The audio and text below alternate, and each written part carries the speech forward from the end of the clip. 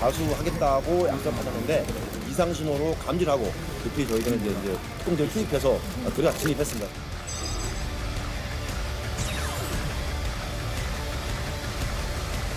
협상팀에는 4명이 한 팀인데 우리가 보통 이제 주협상관이라 그래요. 이분은 이제 인접하고 얘기하는 사람. 그다음에 이 두 사람의 대화를 듣는 보조협상관이 한 분 있고요. 정보관이라는 직책이 있어요. 인텔. 이분은 어떤 얘기를 하냐면 두 사람의 대화에서 여러 가지 정보가 나올 거 아니에요. 그것을 분석을 하고 한 직책이 있어요. 그다음에 팀장 이렇게 4명이 보통은 한 팀이에요. 그래서 실제로 만약에 이제 리드를 보시면 협상 영화를 나오시면 가장 정확하게 묘사하는 건 4명이 한 팀으로 하는 거 보면 아, 이 사람 제대로 드라마 찍었네라고 생각하시면 돼요. 각자 역할이 있구나. 실제로 위기 협상을 했던 사건들이 꽤 많으실 많죠. 거잖아요. 네, 네. 혹시 뭐 기억에 남는 사건 있을까요? 실제로 제가 2016년에 필리핀에서 그 아부사이프라는 여러분 테러 단체 아시나 모르겠어요. 아부사이프라는 말레이시아 보르네오 섬 인근 해상을 지나던 10,000톤급의 화물선 동방 자이언트 호가 습격을 받았습니다. 필리핀 남부에서 납치를 일삼던 이슬람 무장단체 아부사야프의 소행이었습니다. 한국인 선장 30대 박모 씨와 필리핀 국적 선원 1명을 납치한 이 단체는 석방 조건으로 돈을 요구했고 천사가 협상에 나섰습니다. 테러 단체 납치당한 우리 한국인 선장님이 있었어요. 네. 그때 저는 이제 경찰대학 교수로 있었는데 그때 외교부에서 요청에 의해서 협상에 제가 당사자가 돼서 이제 필리핀도 왔다 갔다 하면서 갔는데 그때 갈 때는 경찰대학 교수라는 신분을 숙이고 그 납치된 선박회사의 사장님으로 말하자면 위장용 명함을 파가지고 이제 필리핀 가서 이제 협상을 했죠. 진짜 영화다. 그래서 저도 이제 그때 경찰대학 교수로 있었지만 이제 가서 거기 이제 반군도 만났는데 그 궁금하지 않으세요? 야 거기서 반군 만나면 이 사람들 도대체 어떤 사람인가? 무섭지 않아요? 무섭지 않죠? 아무리 다 그렇게 생각하잖아요. 그래서 저도 그래서 몇 번 만나서 친해졌는데 친해져요? 근데 친해지니까 결국 그분들도 생계형 테러리스트다라는 생각을 제가 갖게 되고 결국 모든 것은 다 사람이 하는 것이고 사람은 감정을 가지고 있기 때문에 서로 믿음이 형성되고 그 믿음 때문에 이례적으로 빨리 87일 만에 그 한국인 선장님이 석방이 됐습니다. 무사히. 네. 87일이나. 근데 그때 갈 때는 왜 그랬을 것 같아요? 왜 제 신분을 속였을까요? 일단은 뭐 경찰이라는 신분이 밝혀지면은 당연히 뭔가 보통 납치가 일어나면 경찰이 수사하잖아요. 네. 근데 왜 그러냐면 이게 형사 정책상 문제가 되는데 정책상. 보통 그런 협상에서 가장 중요한 이슈는 사실은 이제 몸값이에요. 그죠? 몸값. 근데 몸값이 개인은 지불 능력이 한계가 있잖아요. 근데 국가가 개입이 되면 어떻게 돼요? 엄청 올라가요. 그렇죠. 지불 능력이 무한대로 되는 거예요. 그래서 사실은 이렇게 납치의 경우에는 국가가 개입을 하지 않습니다. 왜냐하면 국가가 개입된다고 느낌을 주는 순간 여러분이 해외 여행하는 모든 순간이 다 납치범의 대상이 될 수가 있는 거예요. 야, 이건 정말 새로운 이야기다. 그래서 형사 정책상 그분이 안타깝게 희생되더라도 국가가 원래 개입하지 않는 게 원칙입니다. 부산에 이제 편의점에서 일어났던 사건이에요.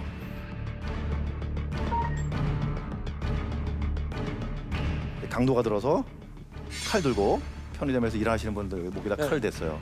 그래서 경찰이 빨리 출동하니까 강도가 경찰한테 어떤 요구를 했어. 뭐라고 얘기하냐면 야! 대통령 데리고 와!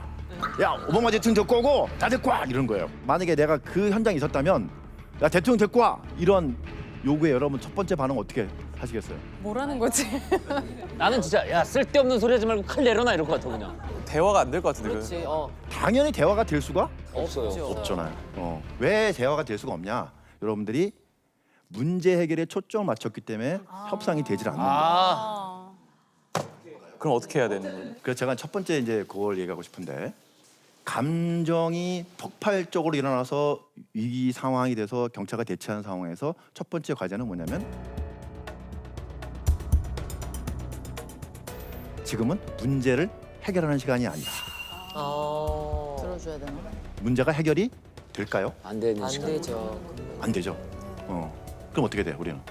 그 문제가 해결이 안 돼서 꼬인 정말 그 감정 여기에 맞추면은 좀 더 쉽게 풀리지 않을까?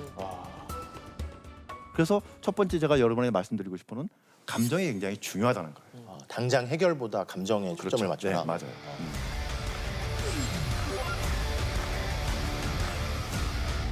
그럼 어때요? 대통령이 이 현장에 오라고 한 그 요구 사항에 한번 초점을 맞춰서 감정에 한번 초점을 맞춰볼까요? 왜 대통령이 오라고 했을까? 불만이 있나? 사회 불만이 있나? 대통령을 이 자리에 오라고 하기까지의 그 사람은 자기가 요구 없이 뭔가 있었던 거예요. 그럼 거기에 초점을 맞춰서 한번 내가 관점을 바꿔서 한번 얘기해 볼까요? 자, 대통령 야 오라 그래. 그럼 뭐라고 얘기하면 될까요? 어떤 게 힘드신데? 그렇죠. 어떤 일? 지금 여기에 대통령까지 오라고 한 거 보니까 무척 힘드신 일 있으신 것 같아요. 제가 오라고 연락을 하겠습니다. 근데 그동안 대통령이 이 자리에 오시면 무슨 말을 하고 싶은지 제가 듣고 싶네요. 이렇게 얘기하면 어떨 것 같아요? 풀릴 것 같아요, 조금. 이성적이 되면서 갑자기 저 사람은 대화가 통하네.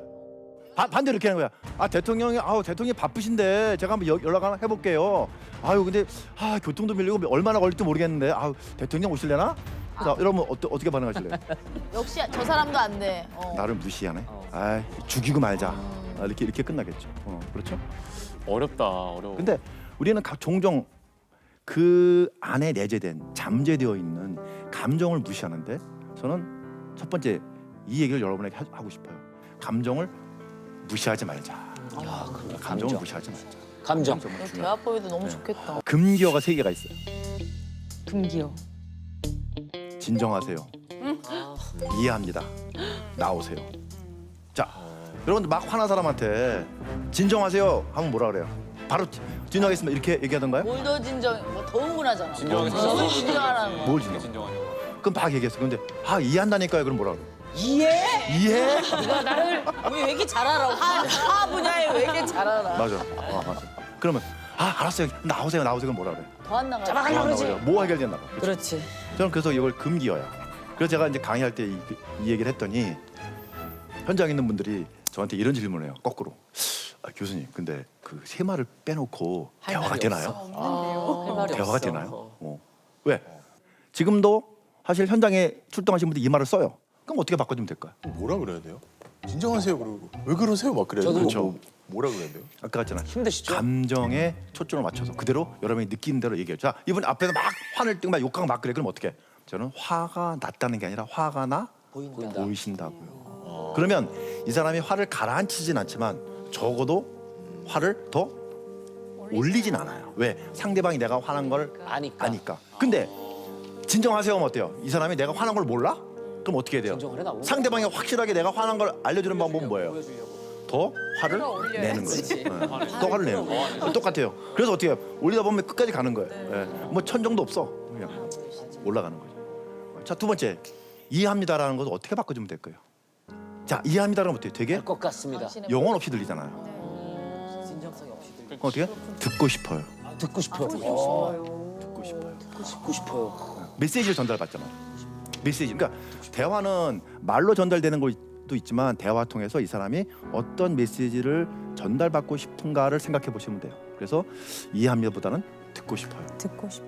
또 나오세요라고 해결에 초점 맞추기보다는 저는 어떻게 바꿔주냐면 무슨 일이 있으셨나요? 무슨 일이 있으셨는데 이렇게 많이 화가 나 보이시는지 정말 궁금하고 제가 듣고 싶어요. 라고 얘기한다면 어때요, 여러분? 아예 달라요. 아예 달라요. 근데 선생님, 진정하시고요. 이해한다니까요. 알았어요. 그러니까 일단 나오세요. 이렇게 하면 어때요? 안될 것 같아.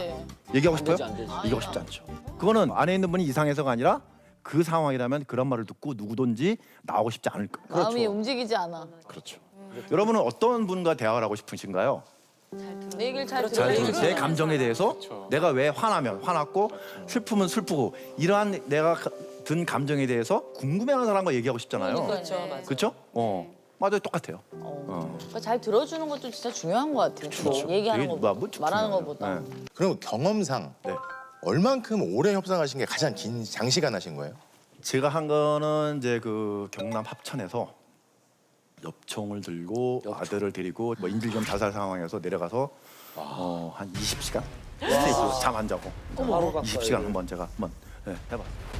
어제 오전 전처와 통화하다 다툰 뒤 파출소에 있던 자신의 엽총을 찾은 김 씨는 학교에 들러 아들까지 트럭에 태우고는 길을 나섰습니다.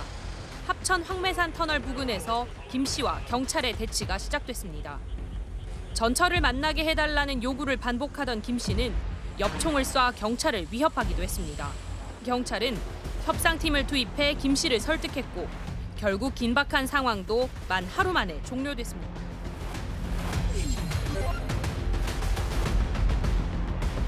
제가 이제 서울에 있을 때 이제 경찰청에서 연락을 받고 이제 합천으로 내려갔죠. 내려가서 보니까 이 봉고차에 아들을 인질에 잡고 엽총을 들고 양쪽에서 경찰하고 이제 대치하고 있었어요. 우리 112 순찰차 2대를 탈취를 하고 119 소방차도 이제 탈취를 하고 경찰한테 총도 쏘고 순찰차에 총 쐈어요. 와. 터널 쪽에 경찰 순찰차 맞고 저는 이쪽에 이제 있었어요. 와. 20시간을 이제 대치하고 있었는데 이것도 사실 원인은 이제 뭐 가정 폭력에서 시작된 거예요. 원인은 사실 크다라는 게 별로 없어요. 사실 대부분의 인질 사건은 다 가정 폭력에 시작되면서 이렇게 시작된 건데 정말 좀 뭉클한 게 그 경찰관들이 그 황폐산 터널에서 20시간 동안 한 100여 명의 그 경찰관들이 거기서 정말 힘들거든요. 거의 산속이에요. 뭐 화장실도 없고 뭐 식당도 아무것도 없어. 홀랑 세워야 돼 차에서. 예를 들면 보통은 이제 저희들 할 때는 이제 대면 협상 이제 육성으로 하는데 총이 있을 땐 접근하면 안 되잖아요. 그렇죠. 그렇죠? 그럴 때는 이제 보통 휴대폰이나 무전기. 아까 협상 폰이라는 게 또 따로 있어요. 그런 걸 사용해서 이제 서로 이제 쌍폰. 얘기하는 거예요. 기진맥진하시겠다. 아니 사실 2시간도 이게 하기가 정말 힘든데 어떻게 20시간을 넘게 설득을 그러니까요. 할 수가?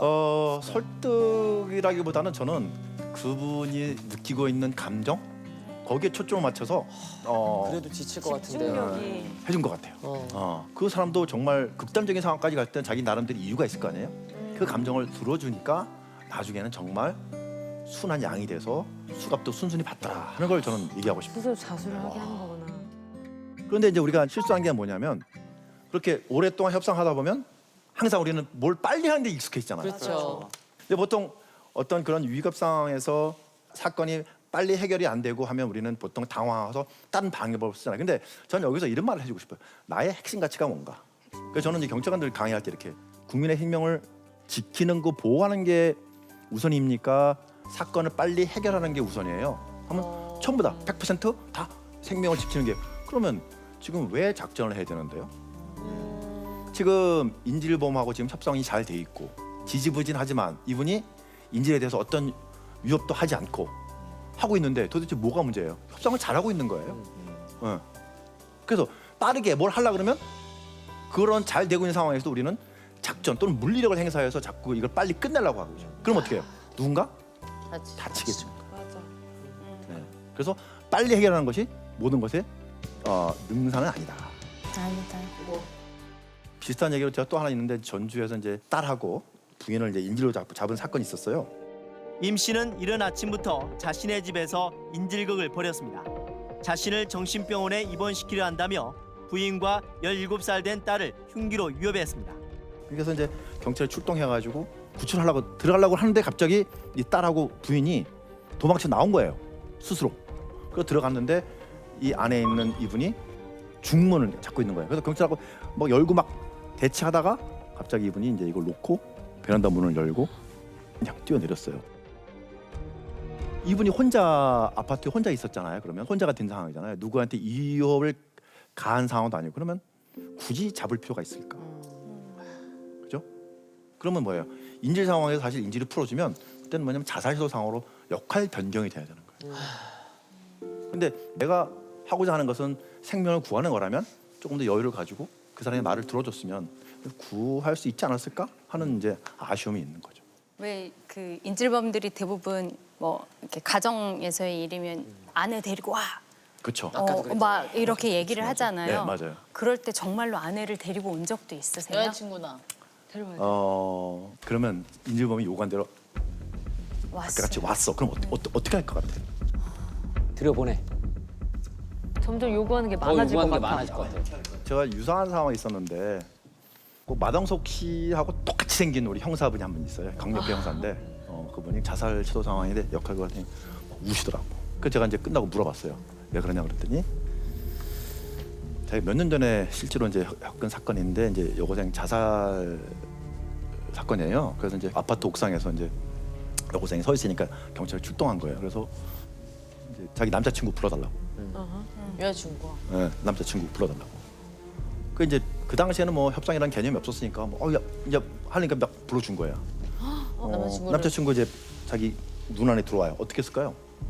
보는 앞에서 떨어졌어. 나 너 때문에 죽는 거야라는 메시지를 남기고 싶었던 거예요.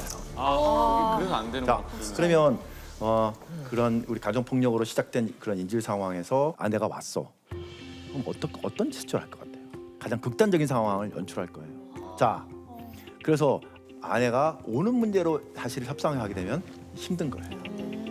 그리고 와서도 안 되고 우리가 그걸 협상에서 우리가 제3중재인이다. 그러니까 당사자는 누구냐면 위기자 또는 인질범이고 경찰이 당사자고 이외에는 보통 제3중재인이에요.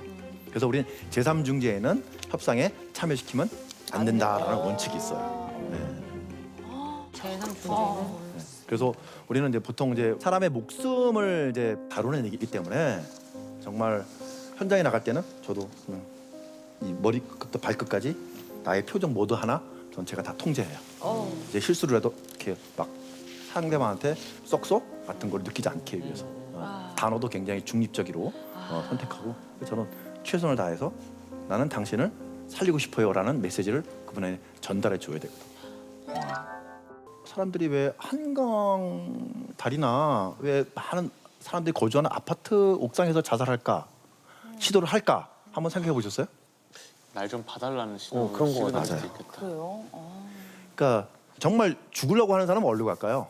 방 안에서 아무도 보지 방 않는 안에서. 곳에 갈 거예요. 그런데 뭐 이런 다리나 아파트 옥상 하시는 분들은 너무 힘들어서 죽고 싶은 생각도 있지만 한편으로는 살고 싶은 생각도 있는 거야. 그래서 도와달라는 구조의 신호를 주위에 보내는 거예요. 그런데 정말 많은 사람이 지나가는 한강 다리에 내가 섰는데 아무도 구조하지 않는다면 어때요? 와, 정말 참담하죠. 삶이 너무 험한. 그런데 여러분 주위에서도 사실 어떤 분들은 생각해 보면 그런 신호를 보내는 분이 있어요. 여러분 자신이 여러분 주위에 있는 가족, 친구, 동료들이 보내는 신호를 빨리 알아채는 게 제일 중요해요. 왜? 그 신호를 알아차려야 여러분은 그분을 정말 더 전문가에게 인계할 수 있는 여러분이 못 알아차리면 그런 전문 서비스도 받지 못한 채 그냥 끝나버리는 경우도 있거든요.